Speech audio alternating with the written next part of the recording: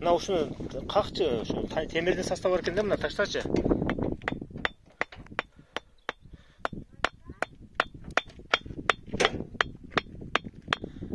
Темирди ургандай үн чыгып атат да.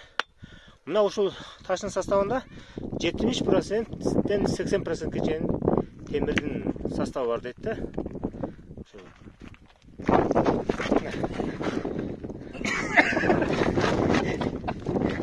Көтөрбөйсүң?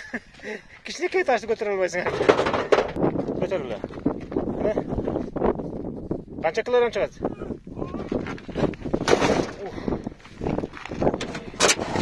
Кичинекей таш ушунча оор.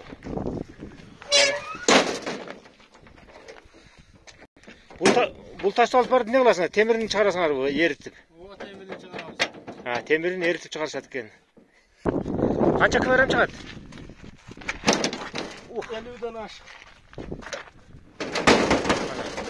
Кичинекей таш мына. 50ден ашык. Себеби дегенде бунун составында 70-80% темир бар.